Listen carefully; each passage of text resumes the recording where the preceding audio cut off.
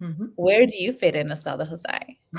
That's oh, that's so sweet. How Well, did you thank you. assess yourself, if you feel comfortable No, sharing? of course. I no, mashallah, I have no problem sharing it all. Thank you for asking. Alhamdulillah, I have figured out that I'm definitely a sanguine temperament and a phlegmatic. So I'm right in the middle of those two. I tend to just I'm a people person. I've always loved people, and I feel like that's just where I'm comfortable. And my work, I think a lot of it is around children. So and if you look at the stages of human development, we do kind of also look at temperament theory applied to like phases of life, right? So children tend to be sanguine, and because they're just cheerful, they're happy, they're kind of happy-go-lucky, everything's fine, they don't have stress, right? So they tend to be in that sanguine stage, and then when you get to the adolescent stage, it's a little bit more intense, right? There's a huge shift that happens in their temperament, and that's why parents are sometimes thrown off because they are like, what happened to my happy, bubbly, carefree child? Now they're slamming doors, and I'm scared to talk to them. So they enter a choleric stage because it's intense. There's physiological changes, a lot of emotional changes, relationships are shifting. They don't understand themselves, and they just kind of go insular a little bit, but it's an intensity that's very perceptible. And then as we level out and the hormones kind of start to taper down, you see a more melancholic, and there's different opinions about whether it's melancholic or phlegmatic, but a lot of people say it's more melancholic because now you're in the stage of I need to get work done, right? I have to become my own person. I have to individualize and from my parents and family. So finding your path, in school and work, and then a relationship. So there's just this intensity and hyper focus on oneself that comes in the sort of young adult life, and then that trajectory. And then we get into the later sort of phase as we've matured and grown our families and start to retire. We get into the phlegmatic stage, which is like less people around, because people also are not around, right? We start to lose loved ones, but we also just become really, I think, more in a calm state. And hopefully spiritually this is pairs well too with the stages of the soul, right? Because hopefully our goal is by the end of our lives that we are all working towards that mutma'inna, right? The nafs al-mutma'inna, that we want to be in a tranquil state. So that kind of works with the phlegmatic.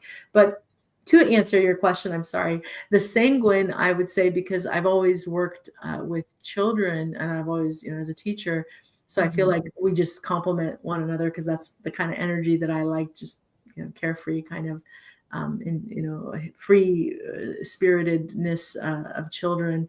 But then the phlegmatic is also because I work with women and I do a lot of care in terms of spiritual counseling. So I feel like the nurturing qualities that require that kind of work bring out my phlegmatic. So I'm between those two. But there are times I can definitely be choleric. My children will say when they don't do their chores and are up too late. Yeah. And other times where you go into a melancholic state. There were actually periods of my life where my friends said I was 100% melancholic, and I agree. During those difficult years, I was. So we can go and vacillate between these different. Yeah, But so what about you? Have you worked yourself out?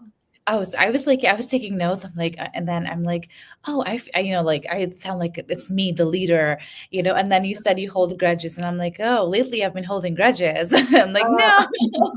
Um, but then, I think, but I'm quite hormonal. I'm still postpartum right now, so I don't want to be too hard on Mhm. myself. But I Yeah. think I'm more sanguine because I also work mostly with I'm a big community person, MashaAllah.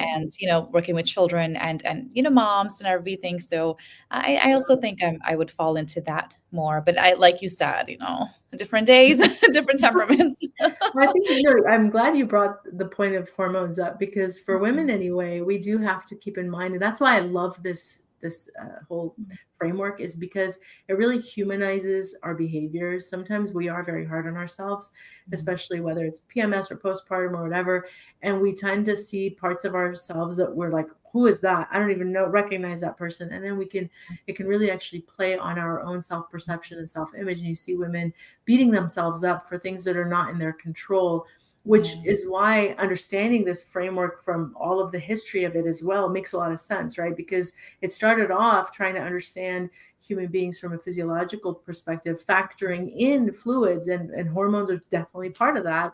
And then it went into and expanded into human behavior. So there's a correlation that we are impacted by hormones, and we will, when we have deficiencies and excesses, we will see certain things that maybe impact our temperaments. And so that just humanizes everybody. And I feel like it's really validating to learn this early on for young girls and young boys as well, because testosterone certainly can do the same for boys. When you see like your young boy, I have two boys, but when you see your young preteen, like that 10 year old boy who's not been impacted by that huge wave of testosterone that hits them as soon as they become baligh, when they come into adolescence, shift completely and become so intense and Yeah. sometimes even aggressive. It can be very alarming, like what happened. And if you don't understand, their stages of development, but also temperament, it could really make you, not direct them in the best way possible as a parent. So that's why, like, people like Imam al-Ghazali required this as a knowledge that we should all have before we even enter that world of parenting, and certainly before we teach children.